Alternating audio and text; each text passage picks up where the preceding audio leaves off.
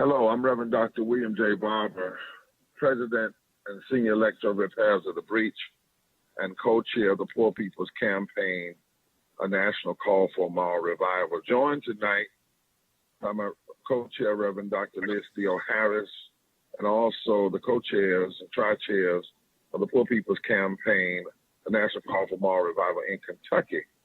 And we're here tonight for another United States Senate Town Hall.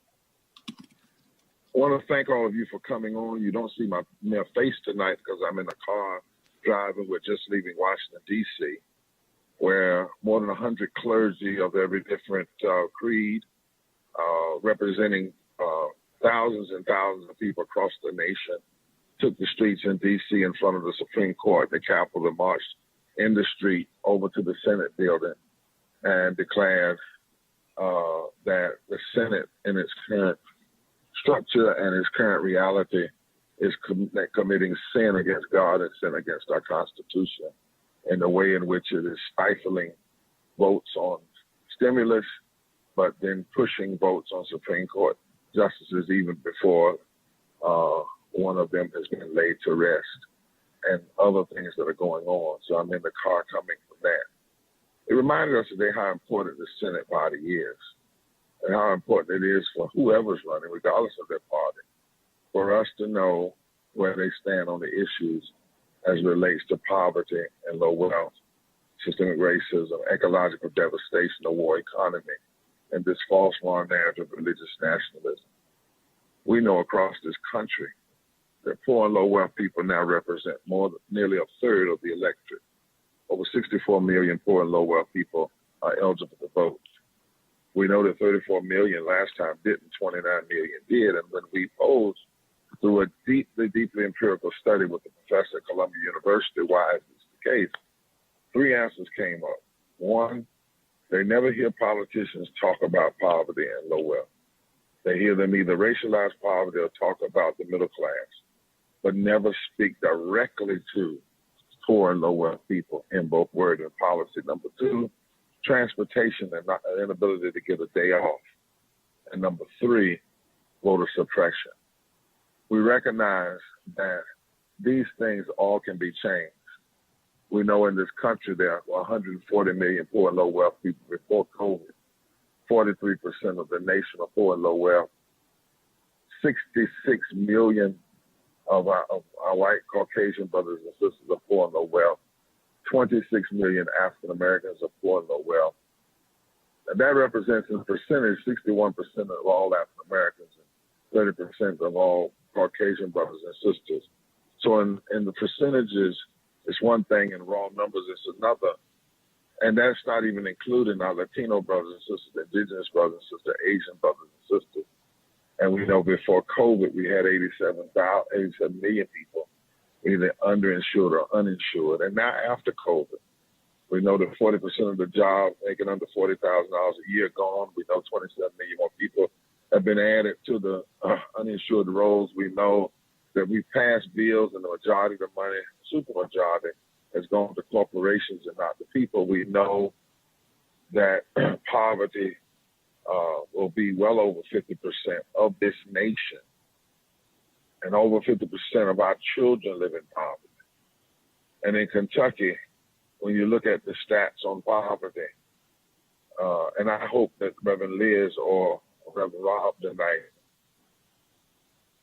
those stats. And the question becomes, how can any person who is serious about Kentuckians not address the issue of poverty and low wealth?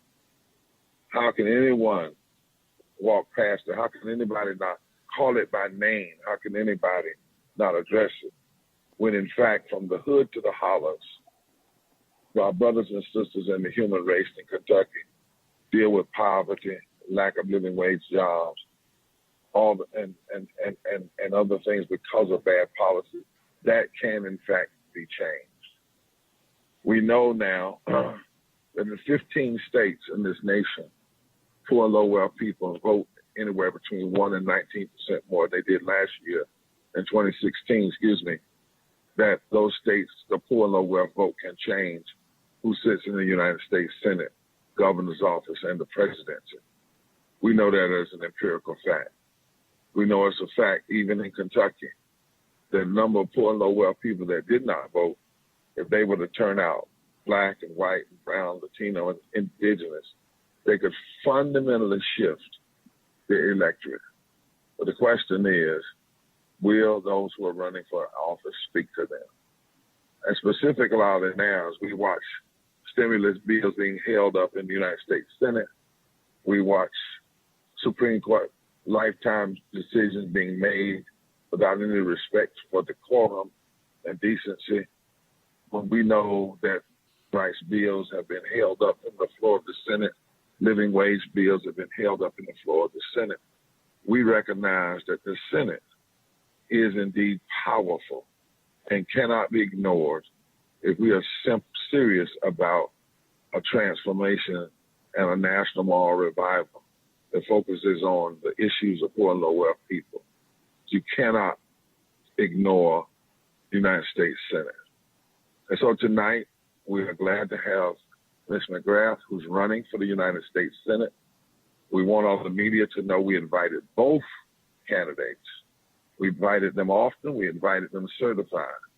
We only received word from Senator McGrath that she would come to talk to people on this call who are black, who are white, who are from the mountains and from the street corners, who are from the rural areas of Kentucky and then the town and the city areas of Kentucky. On this call tonight are Kentuckians, and we are thankful that she would not ignore or turn away what would come on this call. We're getting ready to go to a video for you to be reminded of the movement and what we stand for. And after that, Reverend Rob will give some remarks, and then Reverend Dr. Liz, our co-chair, who will be doing the primary handling from here, will give remarks, bring on our two of our tri-chairs in the person of Pam Michaels-Zantana, and then Reverend Liz will come back and she will introduce Ms. McGrath, who will have a 5-minute opening statement to say why it is and what it is, her vision for running for the United States Senate. 100 people, that's all, the most powerful body of 100 literally in the world, and so critical to the times in which we live now. Thank you so much for joining us. Thanks so much for being a movement. Remember, forward together, not one step back. At the bottom of the screen, we have all the ways you can be involved in our We Must Do More, Voting is Power Unleashed. All of it is right there, because we don't just talk to be talking. All of our talking leads to organizing. All of our organizing leads to mobilizing. All of our mobilizing leads to changing the narrative. And all of our changing the narrative leads to building power. And when we have power, we unleash it, because we know that a change can and must come in this nation. God bless you. Thank you, Ms. McGrath, for coming on. Everybody now turn to the video. I worked 41 years in the coal mines. I have black lung, and it's just unfathomable what these poor coal miners have to go through in order to get what they have worked for and deserve. At one time, poverty was a temporary condition. You were on a down slope for a minute, but you could bounce back up. We can't bounce back up today. It's permanent. We're not going back to the factory and building cars and trucks like we once did. A job working at McDonald's or the grocery store doesn't pay enough for one person to live. We work a 40-hour work week, still not enough. Living from paycheck to paycheck. Rent is $600 a month. We got water bill, electricity. I do this for my kids, and it hurts. I'm 46 years old. I've lived in poverty here in West Virginia every day of my life. And I'm working. I am a working poor with a bachelor's degree. I'm doing the best I can with what I have. We were in the height of mass water shutoffs. This entire neighborhood was shut off all at one time. I saw all my neighbors get shut off right in front of me. It was kind of terrifying. I'm 42 years old, and I'm a cashier at McDonald's. I had lost my house. You're welcome to come inside. There's a lot of people that are living in their cars. You never notice until you're in the same situation. I have stuff to give my children. I'm paying all these bills, and they need school clothes and stuff. And they be asking me for, I can't get some. Now I'm a Kansas farmer's wife. Kansas farmers are committing suicide. Why? They're usually in debt up to their eyeballs. I see poverty in my own community. You know, there's a 70% unemployment rate in the reservation right now. Here in New York City, we're home to millionaires and billionaires, and we have so many people living in the street, and that's just not right. I've been a homeless veteran twice, lived in a shelter. I've been living down here since I was 17. My only chance of going to college was joining the Army. We are demanding that we stop the war on our poor. 700,000 people in this country are on the verge of losing their food stamps. This budget calls for shrinking the social safety net programs like Medicare. I just know that everything that's happening to us isn't right. I'm in stage 5 of kidney disease. I fell behind on my health care, and they canceled my health insurance, and they told me I have to wait until open enrollment. There's only 5 stages of kidney disease, and I'm in the 5th stage. Murder, it's murder. You know, if you ask me, it's murder. I lost a son to gun violence, and I lost a daughter. No parent should have, in America, should have to bury their child for a lack of medicated space. I'm wailing because my children my God. are no more. My God, Kelly. I'm wailing. I'm wailing, y'all. Wailing. Because my babies ain't no more. How many more babies? How many more children? No more.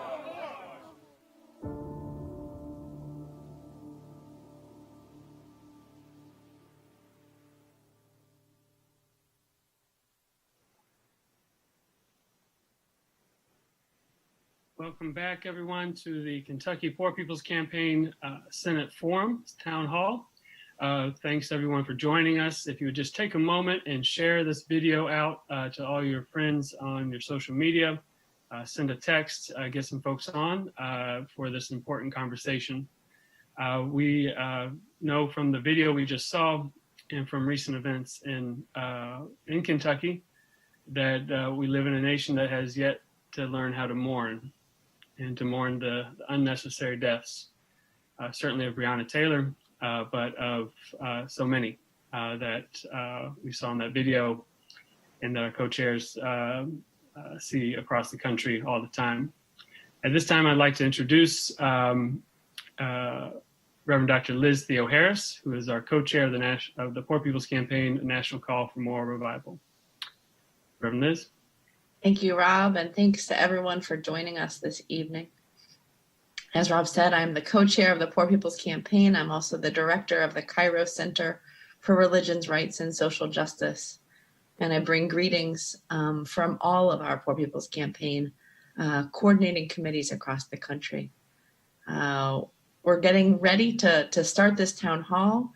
And without further ado, I want to introduce 2 of our tri-chairs from Kentucky. We're going to hear greetings from Pam McMichael and Tana Fogel, with Pam McMichael welcoming us first. Thank you so much. Thank you, Reverend Liz, and good evening, everyone. I'm joining this call from Louisville, Kentucky, a community in mourning and in action from the killing of Breonna Taylor. We thank you for joining us this evening from Kentucky and across the country. And we thank you, Ms. McGrath, for joining the Senate Town Hall tonight. We welcome you to it. This is a very important occasion to have this Senate Town Hall hosted by the Kentucky Poor People's Campaign. Poor and low-income people are one of the largest segments of the electorate, and poor and low-income issues are rarely addressed In Kentucky alone, nearly 700,000 poor and low-income people did not vote in the 2016 elections. So again, thanks to all on behalf of the Kentucky Poor People's Campaign. Thank you for joining us tonight.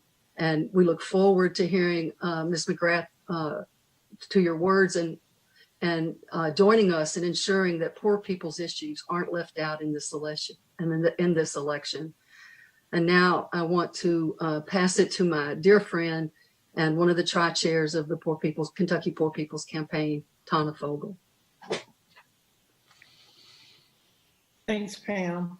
And my sentiments are the same. Coming from Lexington, Kentucky, proud to have my pastor, Michael Robinson, who will be joining us a little bit later. I am an impacted person. I'm also a University of Kentucky graduate and a former University of Kentucky Lady Cat. I am working with the Kentucky Democracy Project. We have worked tirelessly 24 hours a day, it seems, as we rotate to make sure that folks in Kentucky are registered to vote. Those who have fallen underneath of the governor's executive order, we have worked really hard to make sure that they are eligible to vote. And that is one of the lifts that I want to make clear. We have come forward. We will not step back. The injustices around mass incarceration to ensure that folks with felonies in their past do not exercise their right to vote in the democratic process is a tragedy.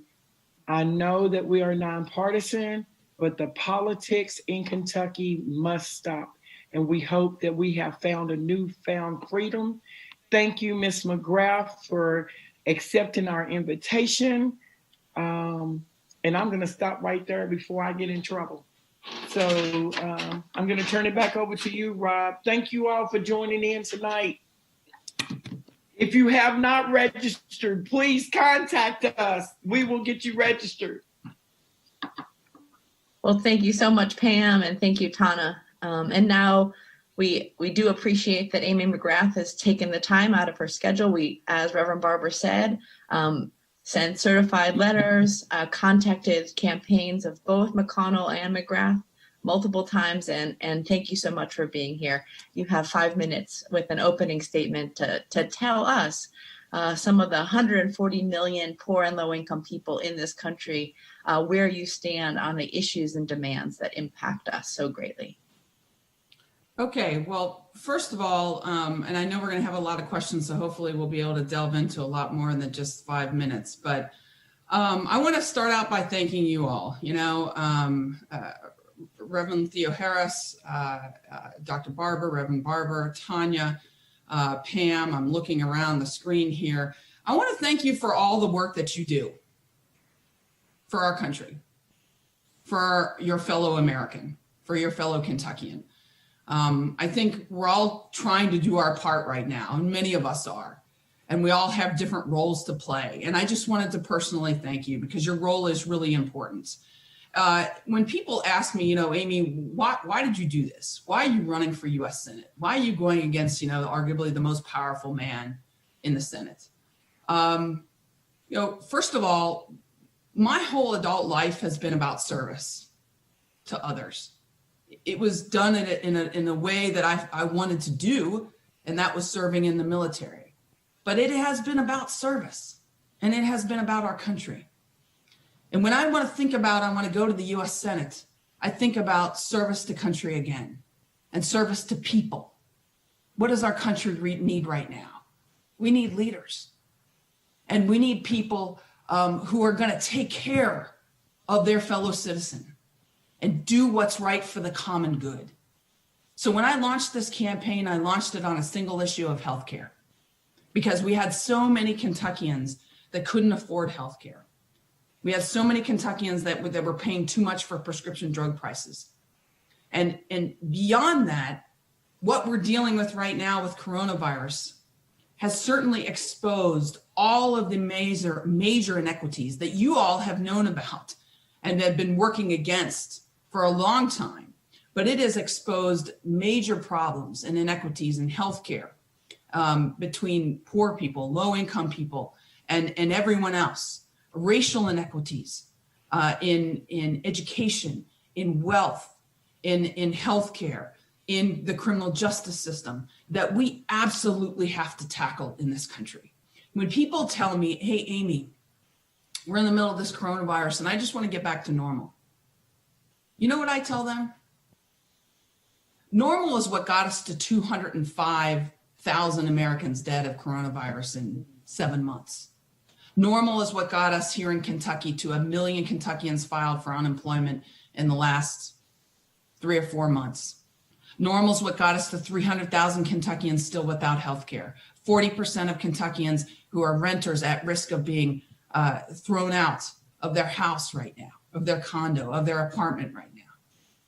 Normal is what got us to 25 million Americans demonstrating in the streets for racial justice, for Black Lives Matter.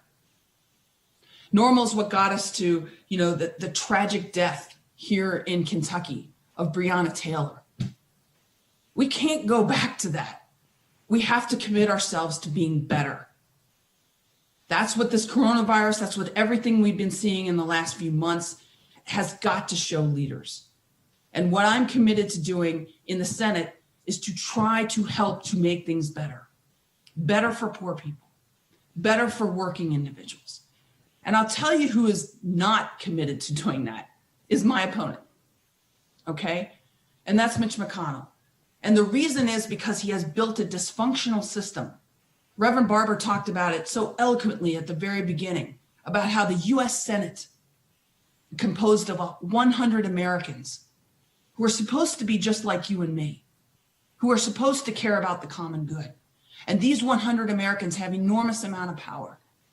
And he has created that Senate, that what was once the most deliberative body in the planet, to solve problems in the greatest country on the planet. He has made it dysfunctional, partisan, polarized. And it's leaving, his system is leaving Americans, particularly poor and working Kentuckians, further and further behind. And we're seeing it now with coronavirus every single day. So I want to get to the Senate and put people first. And I really look forward to talking to you about some of the policies that we can enact with the US Senate, in the US Senate, if Mitch McConnell's gone and if I can get in there. Thank you so much, Amy McGrath, for those opening remarks. And we are indeed very interested in talking about the policy solutions that are at hand to really address these problems. Read a couple of statistics about the crisis that you're talking about that's going on in Kentucky. Before the pandemic hit, 37% or 1.6 million people in Kentucky were poor or low income. That was 50% of children, 44% of women, 56% of Black people, 67% of Latinx people, and 40% of white people. And as you were saying in your opening remarks, the healthcare crisis was indeed a crisis before this public healthcare nightmare. And that this pandemic has significantly worsened health and economic conditions for poor and low-income Kentuckians. Just want to say a couple more things, which is that 43.7% of Kentucky's population, more than 1 million people, 1,460,000 people have lost income because of this crisis. And 52% of Kentucky poor and low-income households have experienced a loss of employment altogether. This means that people don't have food to eat. This means that people are reporting symptoms of depression. And this crisis doesn't have to be this way. And so, this evening we're here to hear some stories and have some questions from impacted Kentuckians and from us in the Poor People's Campaign to be able to talk about some of the policy solutions and policy platforms that are possible to put forward in this moment. So again, what I want to do now is bring it over to Tiffany Payette, who will first introduce herself, tell us a little bit about the life and story that she has, and then pose our first question. And Ms. McGrath, you'll have then 4 minutes to respond after she introduces herself. Thank you, Reverend Liz. My name is Tiffany Payette. I live in Eastern Kentucky. I'm Indigenous and I live on my tribe's traditional territory lands, but I pay rent that I can barely afford in order to be here, and my tribe doesn't live here. I am disabled with a life-threatening rare disease called common variable immunodeficiency. I'm on Medicaid, so my survival depends on the decision-making of those we elect into government. Healthcare is deeply important to me for obvious reasons. My assertion that I'm worthy of life is sometimes controversial to folks because of the policies that are made and the way that we talk about them. But I know that I am no less valuable to the world or to our state because I'm sick. I'm grateful to have the opportunity to ask this important question. In Kentucky, in addition to the 1.6 million poor and low-income people, there are 406,500 people who lack health insurance, and 871,000 make less than $15 per hour. How is your campaign specifically going to address these issues of poverty, inequality, healthcare, and living wages? And how will you challenge the myth of scarcity that claims there's not enough for everyone to thrive in our state? Thank you.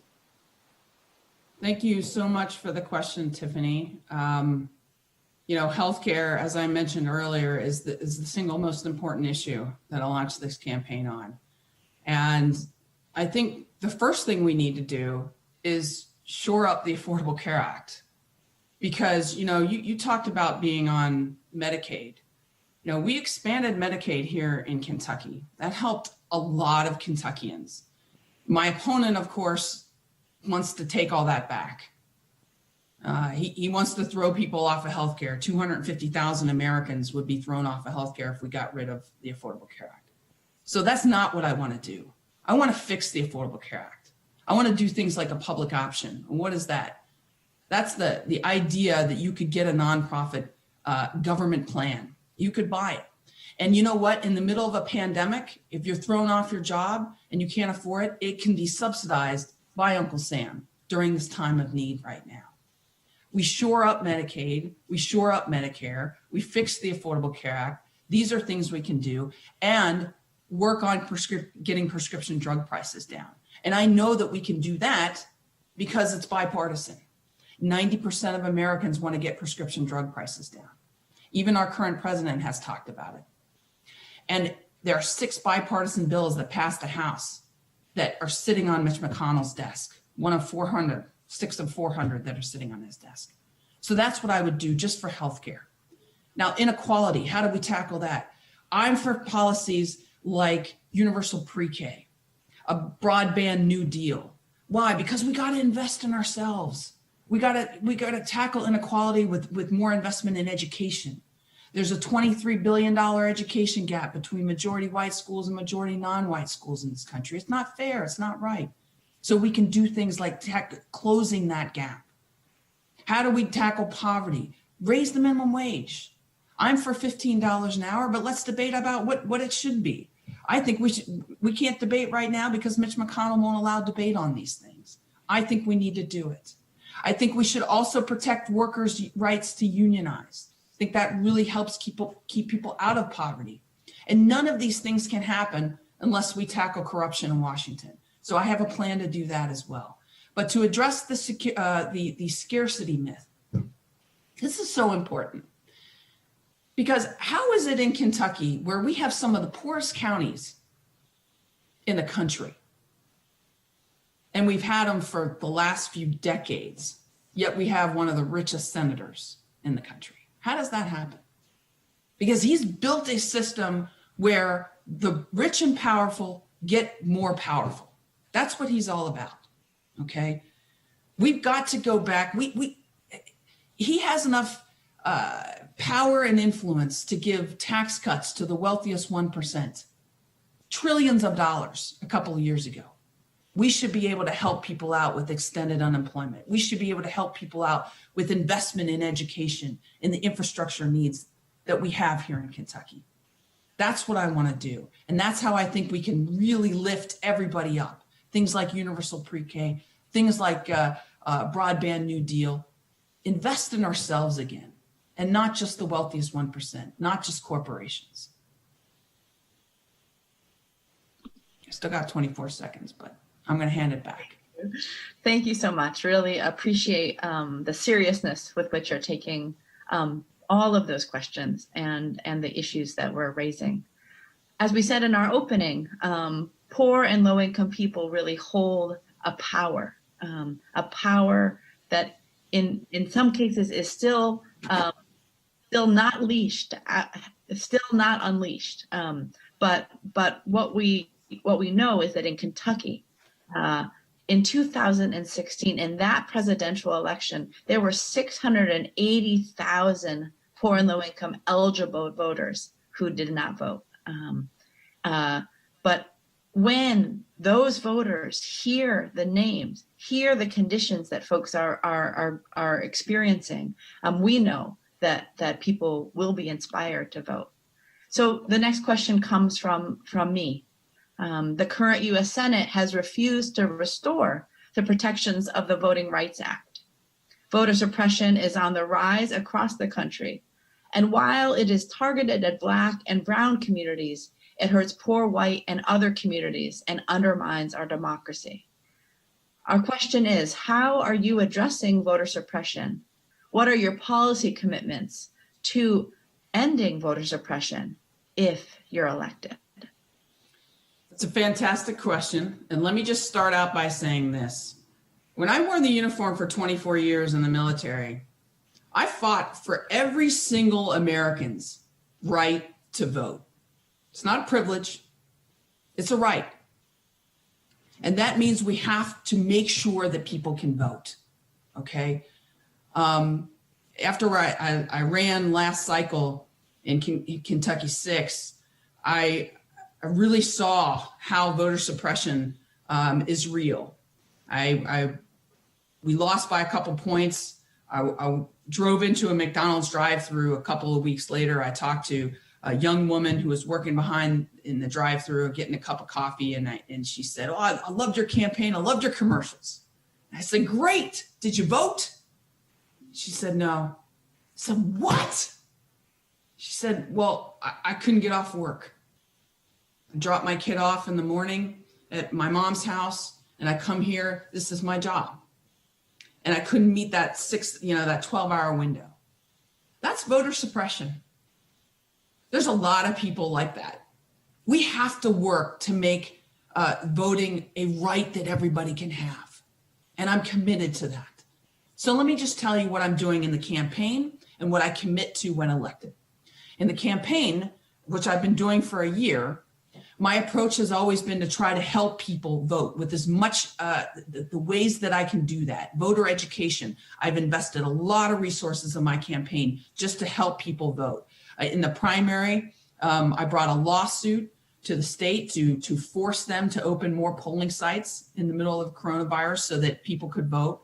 I put a lot of resources into voter education. Right now, we've had over 1.5 million texts. So sorry about that. If you live in Kentucky, you're getting a text from me as to how to vote.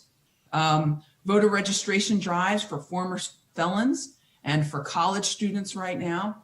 Voter protection. We have 400 volunteers around the state that are working on voter protection right now for this campaign. I have a website called KentuckyVotes.com that gives people a drop-down menu for every single county in Kentucky and tells them how they can vote, where they can go. We have a 1-800 number, a hotline, where if you're having trouble getting your ballot right now, you can call. These are all ways that I'm working in the campaign. But let me tell you when elected what I'll do.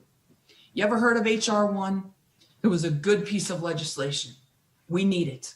And in the Senate, of course, it was stalled because Mitch McConnell wouldn't allow even a debate on it. But what it would do would be providing voting a holiday so that people could get off of work. It would allow same-day registration. It would tackle gerrymandering. I would be passing the John Lewis Voting Rights Act yesterday if I were in the Senate, okay? I would also be protecting our elections, protecting them not only from foreign interference, but also giving our elections, our postal service, the resources to make sure we can have mail-in balloting during a pandemic. And by all means, every chance I get in the Senate, I'm going to try to expand the people's ability to vote. Here's the thing, folks. We're not living in 1950. This 12-hour window where you can vote, it disenfranchises a lot of people. We can do so much better. And the good news here in Kentucky right now is that you can vote by mail, no excuse, immediately. You can go on govoteky.com, get your ballot. It takes like 30 seconds on your phone if you've got a phone to be able to do that. And then we have 3 weeks of early voting from October 13th all the way until November 2nd. So I'm trying to say that every chance I can. And in the Senate, I want to make sure that we can expand voting rights. That's so important, to include a national law that would give back voting rights to former felons of nonviolent offenses. Look, here in Kentucky, and I know I'm going over just a few more seconds, we're at the mercy of a governor for that. And we have a good governor right now who's given those rights back. But what happens when the next governor comes in and takes them away again? It's a right. It's a right. So I want to go to the Senate and make sure that we don't have to fight that battle every single time we have a new governor. Thank you. Thank you so much. Thank you for your answer and for informing the people, the thousands of people that are joining us right now, about ways to vote early, and make sure that your voice is heard. The next question is also mine, again, and we've talked a little bit about it this evening already. This coronavirus, this pandemic, that in the words of some of our public health advisors, has exposed the fissures of society, racism, poverty, inequality. And so the question here is, if elected, what would your immediate focus be in responding to the needs of essential workers, who are often poor and low-income workers, and other poor communities that have been disproportionately impacted by the pandemic? What we know is that the biggest contributor to who's impacted is if you're poor or low income. What we know is that communities of color, Black communities, brown communities, have been just ravaged by this pandemic, and then by the pandemics of increased racism and poverty. And so the question is what's your policy response to all of that? Yeah, you're absolutely right. The coronavirus has just exposed so much inequality. It's so devastating. Black Americans, Black Kentuckians are dying at 2.5 times the rate of white Americans from coronavirus. And so your question is, what would I do? And a lot of people have asked me along the campaign trail, what's the first piece of legislation that you get that throughout the campaign for a year. But now with coronavirus, I think it's really clear. We need immediate aid. We had aid initially that was a start back in March. And we have a senator, unfortunately, that literally just kind of stopped working on it. And a lot of those benefits ended. They ended. And we knew this aid was going to end. And it's really hurting people right now. So that's the first thing I would do. Immediate aid to Kentucky families, to workers, to real people. I'd also force. I'd be jumping up and down every single day in the Senate, forcing an administration, no matter what administration that is, red or blue, don't care. But you've got to have a national plan for testing and tracing, because we can't get this economy back. We can't get people, we can't help people until we tackle this coronavirus. We're losing 800 to 1,000 Americans a day. Think about that.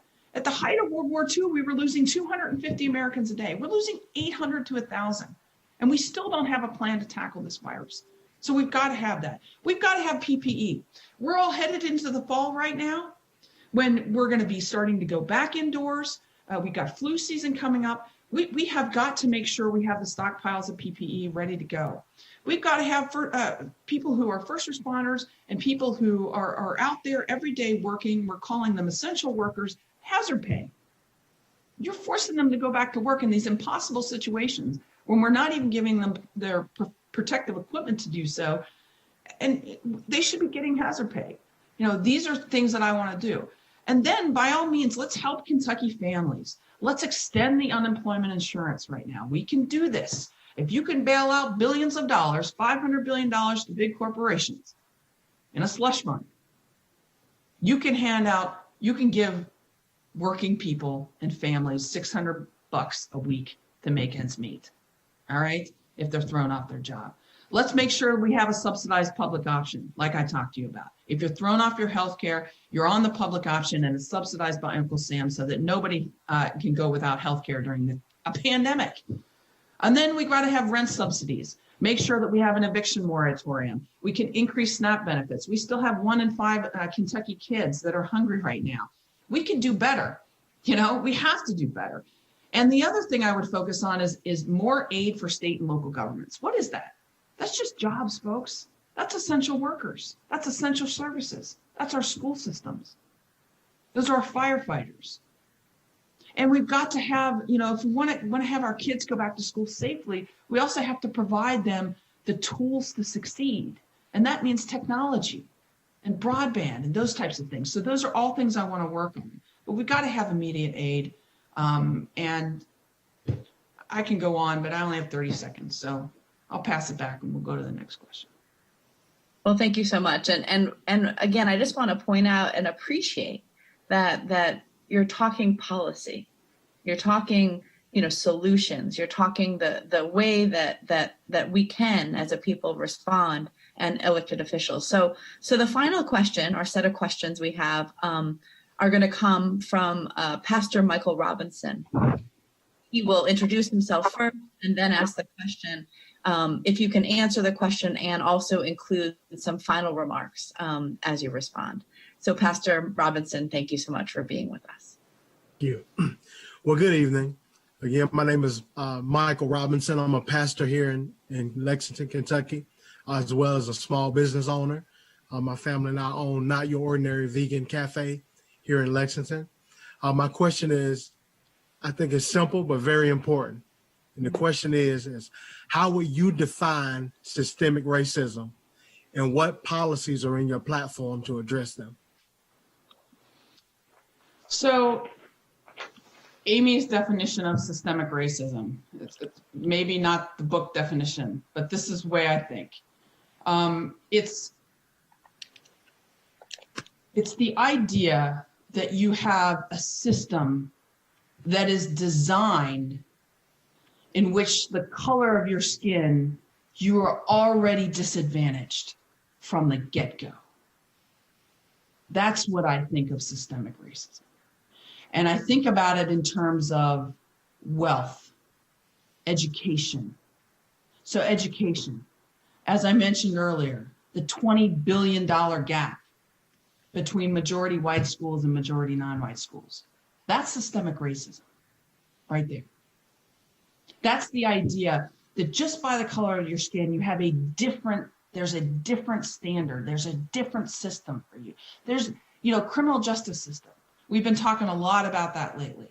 And the fact that there can't be two different systems of justice, but it's real. That's what I think about when I think about systemic racism. The fact that 2.5 times as many Black Kentuckians are dying of coronavirus than white Kentuckians. The fact that Black mothers have a much higher infant mortality rate and mortality rate. That's systemic racism, okay, to me. And we've got to continue to tackle that. That's what social justice is all about, okay? So how am I going to do that? All right, well, I've come up with, and it wasn't just me coming up with this, it was leaders from around Kentucky helping me do this, come up with an equality for all, racial justice plan. Because I got to have a plan, you got to know where I stand. And if you want the details of this, I would ask you to go to my website, amymcgrath.com, because it's on there. and it's a lot of stuff. But let me give you some highlights of that. Criminal justice reform, passed the George Floyd Justice and Policing Act. I mean, Mitch McConnell won't even allow it to be debated on the Senate floor. Come on, this is reasonable stuff here. To make sure we have body cameras for police officers, to make sure there's a national database for police officers. I mean, I served in the military. You don't get kicked out of the Army and then get to roll into the Navy. We know we should have a database. This is common sense stuff. End cash bail, because what you're doing is it's a different system. You're allowing people that are poor, you're hurting them more. Okay, that's a starting place just for the criminal justice reform, but there's a lot more on my plan. Let's talk about the wealth gap. You know that wealth in this country, we typically get it from passing home ownership down to our children. And Black Americans have been disadvantaged for far too long. We've got to make it easier for minority communities to be able to be homeowners. And that means to make it easier for them to obtain loans. The PPP, the Black businesses, we've got to invest in minority businesses. There were 45,000 loans, Pastor Robinson, that went out to Kentucky businesses for the PPP that just went through about 4 months ago or 5 months ago. How many of them went to Black-owned businesses? About 95. That's staggeringly bad. And if you pull the string on that, sir, it's because the way it was structured to go through certain banks that only had relationships with certain businesses. We got to tackle that. Okay, we got to have people that are going to be a voice and say, whoa, how do we make sure that our businesses, all of our businesses, get the loans that we need, all right, that they need. Healthcare, we need to invest in community health centers, all right, because we know we got to expand the Affordable Care Act, shore it up, do things like the public option, subsidize throughout a pandemic. We've got to clean up the hazardous sites in urban areas, but also in rural areas in Kentucky, okay, that's really important. As I mentioned before, we got to close the education gap. Grants for school infrastructure, but it's all out there and it's all a starting place. And what I want to say before I finish the final remarks about this racial equality plan, folks, it's just the start. I don't have all the answers. I'll tell you what, I'm going to run for Senate and then I'm going to do a town hall with y'all. And you tell me what I need to know, because we need to do better. And I'm committed to that. And you should know that. It's just the start. And I'd love for your feedback. But here's the bottom line on the end. And I know I've got 2 seconds here, so I'm going to wrap it up real quick. We need change in this country. Okay. We've got to tackle things like voting rights and helping working people, helping poor people, tackling systemic racism. I want to partner with my fellow Kentuckians to make your lives better. All right. I don't have all the answers. Nobody has done more to hurt poor Kentuckians and working Kentuckians than Mitch McConnell. All right. I want to get rid of him to do something for you, to make your life better. And I don't want to be there for 42 years, which is why I'm for term limits. Because when I do good work, and I want to, and I fully intend to do that, then I'm going to turn it over to you, Reverend Stevens, or you, Tiffany, for you to run, because we need your voice up there. All right? That's how we do this. But I need every single one of you. I need your help to kick him out so that we can move forward. All right? Thank you, everyone. And frankly, it's an honor to be here. And it would be an honor to work for my fellow Kentuckians of all stripes, of all different backgrounds, and particularly poor and working Kentuckians. And I look forward to that. Thank you, Ms. McGrath, again for joining us tonight. And thank you especially to all of our participants, Pastor Michael Robinson, who is also known as Tana's pastor, as we know, and Pastor Total Grace Ministries in Lexington, and to Pam McMichael and Tana Fogel, to Tiffany Payette. Thank you so much. Hopefully you'll be able to see everyone here in a minute on the screen as we close out. I wanted to give a report on very briefly that we had a powerful action in front of the Supreme Court today that started at the Supreme Court and then went to the offices for which Ms. McGrath is running to occupy at the Senate. And we had the event lifted up the Kentucky campaign and our family members who are there fighting for justice for Breonna Taylor, and also in the legacy of Ruth Bader Ginsburg, but not as a memorial, but as a fight that we actually remember them by organizing like never before, and refusing to give in to powerlessness that people want us to feel we have. So the march there was Remember Breonna and Ruth, Rise Up and Vote. And we talked about the Senate's sins that are currently there that have infected that chamber.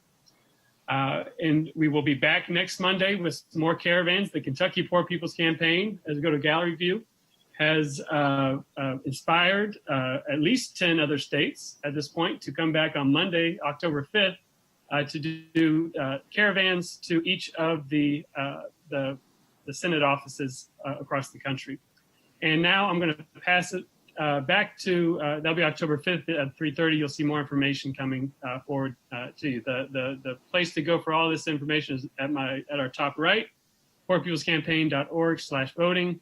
Now, Reverend Dr. Liz Theo Harris, our fearless leader, will close us out. And thank you so much. And thank you, Reverend Barbara, who's no longer here on the call, for being a part of this. And Danielle Holmes, our organizer for Kentucky as well. So thank you, Reverend Rob, and thank you, Ms. McGrath. Thank you to all of the Kentucky Poor People's Campaign, a national call for moral revival leaders that are here with us in the program this evening, as well as tuning in from all across Kentucky and all across this country. If folks are interested in the action that we put forward today, there is a groundswell petition, and folks can find that petition if you go to the Poor People's Campaign website. But what I also want to remind people, especially the thousands of folks that are tuning in to hear about the issues and demands of poor and low-income Kentuckians, is that if you're not already involved, please join our MORE campaign. MORE stands for mobilizing, organizing, registering, and educating people for a movement that votes. You can go to poorpeoplescampaign.org/voting, which is at the top of the screen, as Rob said, to sign up to help protect the vote and unleash the power of poor and low-income voters. We are calling and texting poor and low-income voters 4 days a week. We're training people to become poll monitors in 10 key states, including Kentucky. We're working on that with the NAACP Legal Defense Fund and with Forward Justice. We also have a whole month of activities planned for October. And so if you're a part of a faith or a community organization, you can make the prophetic pledge to continue mobilizing voters, participating in the text and phone banking, and then also participating in this weekend's More Faithful Weekend. And again, you can go to poorpeoplescampaign.org/voting to sign up to learn more about all of these. Now, this is a part of a series of activities that we're doing in this country to shift the narrative, to get our people, to get our politicians, to get our candidates talking about the needs and the demands of 140 million and growing poor and low-income people, and to build the power of people from the ground up. We have a saying in this campaign that when we lift from the bottom, everybody rises. And we know that that isn't just a nice slogan, that is economic and moral truth. We have been crying out for a long time that somebody's been hurting our people. It's gone on for far too long, and we won't be silenced anymore. This town hall is a powerful moment for us to be able to raise our voices, to break our silence, and to hear from candidates about how they stand on the issues that impact us the most, that really are issues about life and death. So I want to thank everybody again. I want to thank Amy McGrath for joining us. I want to make a note that we tried and we tried and we tried to get Mitch McConnell on here with us, and he refused. So please Continue to tune in to Poor People's Campaign events. Please join us on Monday for the Moral Monday, where we have these caravans. And please, with us, do more. Mobilize and register. Organize and educate people for a movement that votes. Thank you for joining us this evening. All power to all people. And thank you for being with us. Forward together, not one step back.